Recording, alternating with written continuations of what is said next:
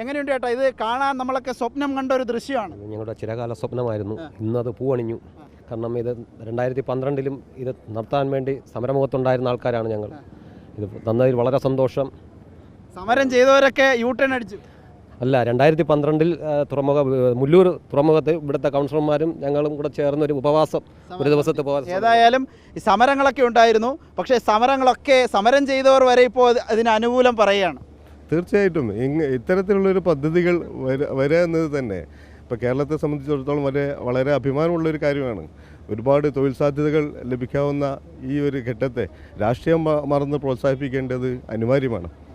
എങ്ങനെയുണ്ട് കണ്ടപ്പോൾ? അൽഹംദുലില്ലാ, സന്തോഷം തോന്നുന്നുണ്ട്. നമ്മുടെ ഈ കേരളത്തിൽ ഇത്രയും നന്നായിട്ടൊരു താമസിക്കുന്നത്, ഞാനിവിടെ പൂന്തറ നിവാസിയാണ്.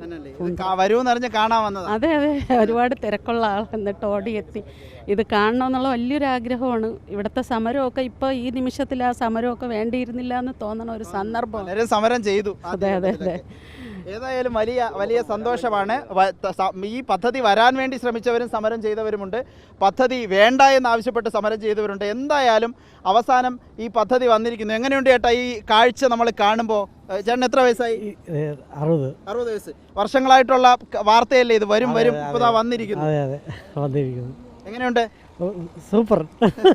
എവിടെ നിന്ന് വരിക ഇത് കാണാൻ? ഞാൻ കാട്ടാക്കടയിൽ നിന്ന് വണ്ടി എടുത്ത് വന്നു.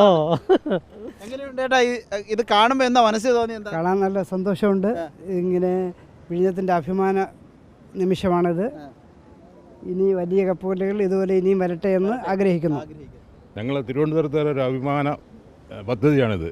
ഞങ്ങൾ ഇതുവരിക്കലും വരുമെന്ന് പ്രതീക്ഷിച്ചില്ല. പക്ഷേ ഞങ്ങളിപ്പോൾ ഇന്നെല്ലാം വളരെ സന്തോഷത്തിലാണ്. ഞങ്ങൾ രാവിലെ മുതൽ വന്ന് നിൽക്കുകയാണ് കാണാൻ വേണ്ടിയിട്ട്. വളരെ സന്തോഷമുണ്ട്. കണ്ടെയ്നറുകൾ ഇറക്കിയിട്ടേ പോവുള്ളൂ. അത് ഇറക്കിയിട്ടേ പോകുള്ളൂ. ഇറക്കുന്നവരിവിടെ കാണും. ഇറക്കുന്നത് ഇവിടുത്തെ ആളുകളാണ്. ഇവിടുന്ന് കണ്ടെയ്നറുകൾ ഇറക്കി കണ്ടിട്ടേ പോകൂ എന്ന് പറഞ്ഞ് വലിയ ജനക്കൂട്ടം വിഴിഞ്ഞം തുറമുഖത്തിൻ്റെ തന്നെ പല ഭാഗങ്ങളിൽ, ഉയർന്ന ഭാഗങ്ങളിൽ നിൽക്കുന്നുണ്ട്. ചേട്ടൻ വന്ന് ചോദിക്കുന്നുണ്ടായിരുന്നു, കണ്ടെയ്നർ എപ്പോഴാണ് ഇറക്കുക, അത് കണ്ടുവിട്ട് പോകാൻ പറ്റുമോ എന്നുള്ളത്, അല്ലേ? അതെ, അത് കാണാൻ ആഗ്രഹിച്ചിരുന്ന എത്രയോ വർഷങ്ങളായിട്ട് അത് ഇന്ന് സാധ്യമായതിൽ വലിയ സന്തോഷമുണ്ട്. അതെ. ഏതായാലും സമരമൊക്കെ കഴിഞ്ഞു, ഇനി സന്തോഷത്തിൻ്റെ കാലമാണ്. അതെ. മറ്റു പ്രശ്നങ്ങളൊന്നും ഉണ്ടാകാതിരുന്നാൽ നമുക്ക് പറയാൻ പറ്റില്ലല്ലോ. ഒരു കുഴപ്പവും കാണൂല.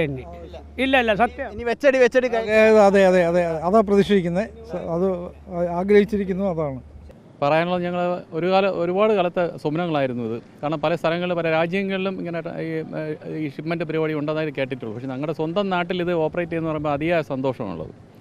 വലിയൊരു എന്താണ് പുതിയ ചരിത്രം കുറിക്കുന്ന ഒരു സംഭവം കൂടെ ആയിട്ടുണ്ട്. സന്തോഷം, വളരെ സന്തോഷമുണ്ട്. ആത്മാഭിമാനം തന്നെയാണ്. ഇത്രയും നാൾ കാത്തിരുന്ന ഒരു സ്വപ്നം ഈ നാട് മുഴുവൻ വികസിക്കാൻ വേണ്ടിയുള്ള എല്ലാ സംവിധാനവും ഇതോടുകൂടി നമുക്ക് യാഥാർത്ഥ്യമാകും. ഇത്രയും കാലം നമുക്കൊരു വികസനമോ ഒന്നുമില്ലായിരുന്നു. ഇതോടുകൂടി സർവാത്മന നമുക്കെല്ലാം അഭിമാനിക്കാൻ പറ്റിയ ഒരു കാര്യം തന്നെയാണ്. തൊഴിൽ സാധ്യത തന്നെയാണ് ഏറ്റവും. നാടും വികസിക്കും, മൊത്തത്തിൽ നമ്മളും നന്നാവും.